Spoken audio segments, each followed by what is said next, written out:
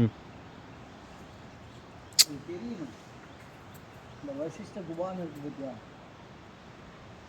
அது தெரியும்.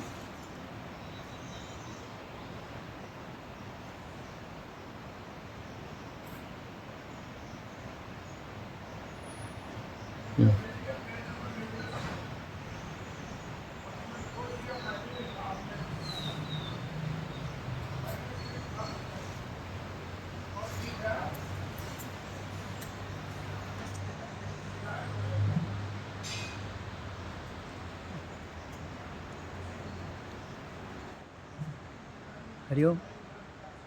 இப்போ நம்ம எங்கே இருக்கிறோன்னா இமயமலையில் வசிஷ்ட குஹா அப்படிங்கிற இடத்துல இருக்கும்.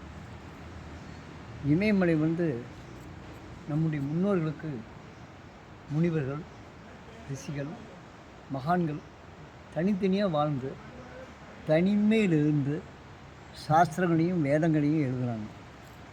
அந்த மாதிரி ஒரு பகுதி தான். அவங்க வந்து இமயமலை பூரா அப்படியே நடந்து போகிறாங்க, அங்கங்கே தங்கிக்கிறாங்க, அங்கே தியானம் மூலிமா சில விஷயங்களை கண்டு எழுதுகிறாங்க. இதுவாக அவங்க இதாக இருக்காங்க, ரிஷி பத்திரிகளோடு தங்கியிருக்காங்க. நம்ம வசிஷ்டர் வந்து ராமாயண காலத்தில் வந்தவர். அவருடைய மனைவி அருந்ததி.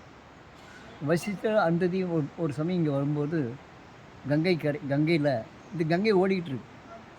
நீங்கள் கவனித்து பார்த்தீங்கன்னா தெரியும். இதோ அதுதான் கங்கை ஓடுது.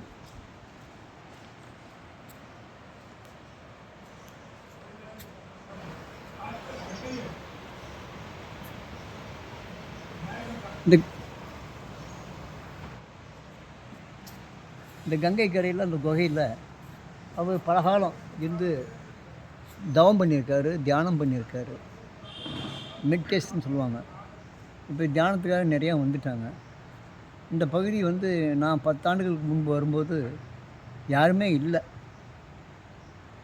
அதுக்கு முதல்ல வந்து நம்முடைய தமிழ்நாட்டை சேர்ந்த ரஜினிகாந்த் நடிகர் அவர் வந்துட்டு போனார்.